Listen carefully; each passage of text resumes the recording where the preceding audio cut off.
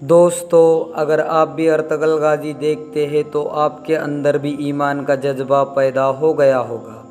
آپ کے اندر بھی ارطغرل غازی اور نورگل بابر والا جوش آ گیا ہوگا۔ دوستو، تو آج ہم بات کریں گے کارچائسار قلعے کے بارے میں، جس کا گورنر آریس تھا۔ دوستو، یہ مسلمانوں اور ارطغرل غازی کا بہت بڑا دشمن تھا، یہاں تک کہ ارطغرل غازی کی بیوی حلیمہ اور ارطغرل غازی کے بیٹے گندوج کو مارنے کی بھی کوشش کی اور اسے قید بھی کر لیا تھا۔ جب ارطغرل غازی اس کے ظلم و ستم سے پریشان ہو گئے تو اس کے قلعے پر حملہ بول دیا اور قلعے کو فتح کر لیا، یعنی قلعے کو جیت لیا، لیکن آریس وہاں سے بھاگ جاتا ہے۔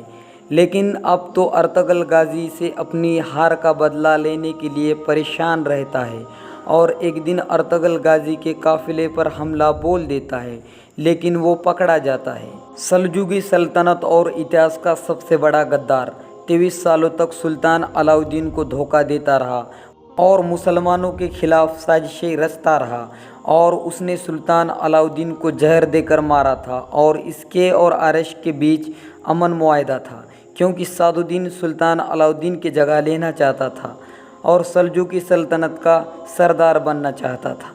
آپ کو یہ بھی بتاتے چلے، جب کہ آریس پکڑا گیا تو ارطغرل غازی نے چاہا کہ آریس کو منا لے، لیکن سلطان کے سامنے سب سچ اگلا سکے، اور آخرکار آریس مان گیا کیونکہ سعد الدین کوپیک نے اسے بھی دھوکہ دیا تھا۔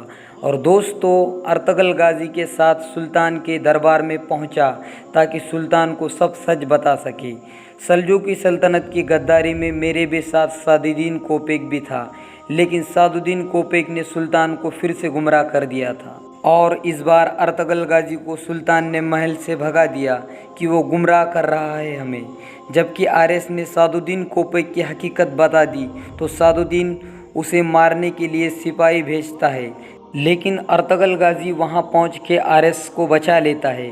اب وہاں سے اس کے دل میں اسلام کے لیے محبت پیدا ہو جاتی ہے، کیونکہ اس نے خواب میں دیکھا تھا کہ ابن العربی آتے ہیں اور کہتے ہیں کہ اب تو تم نے سب کچھ کھو دیا، نہ قلعہ ہے نہ فوج ہے، لیکن ایک چیز ہے تمہارے پاس، وہ ہے ایمان۔ اگر تم اب بھی ایمان لے آؤ تو ایسے پاکیزہ ہو جاؤ جیسے کہ ندی کا پانی بالکل پاک، اسی طرح سے تمہارے گناہ بھی ختم ہو جائیں گے۔ دوستو، اس خواب کی وجہ سے آریس اتنا پریشان رہتا ہے۔ آخرکار وہ ارطغرل غازی سے کہتا ہے کہ میں نے تمہارے اوپر اتنا ظلم کیا، تم نے مجھے کیسے معاف کر دیا؟